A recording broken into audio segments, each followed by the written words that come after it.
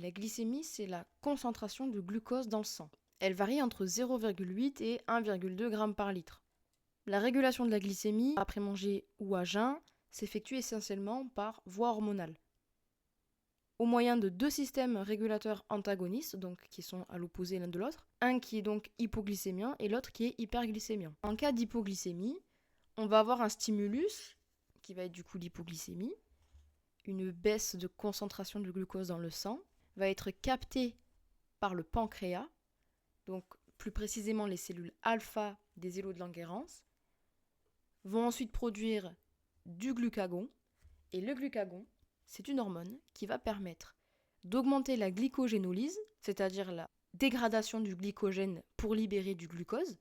Cette hormone va être responsable également de la protéolyse, donc on va passer de protéines à des acides aminés. Cette hormone va agir également sur le foie en augmentant la glycogénolyse, permettant aussi la néoglucogénèse, et va agir finalement dans les tissus adipeux, dans les graisses, pour augmenter la lipolyse. Lipolyse, ça veut dire en fait la dégradation des lipides. Tous ces éléments-là vont permettre d'augmenter la concentration de glucose dans le sang et donc d'augmenter la glycémie. On pourra dire que le paramètre est réglé. En cas d'une hyperglycémie, le but, c'est de stocker le sucre que l'on a dans le sang. Du coup, le premier stimulus, ça va être donc l'hyperglycémie, donc l'augmentation de la concentration de glucose dans le sang, captée par les cellules bêta des îlots de Langerhans du pancréas. L'hormone qui va être produite va être l'insuline.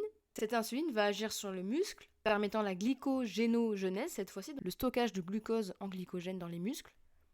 Va permettre aussi au niveau du foie la glycogénogenèse. On va stocker en fait dans le foie et dans les muscles le glucose sous forme de glycogène. Puis dans le tissu adipeux, on va passer du glucose à des triglycérides. C'est ce qu'on appelle la lipogenèse, formation de lipides. Tout ça nous permettra de baisser la concentration du glucose dans le sang et donc le paramètre est réglé.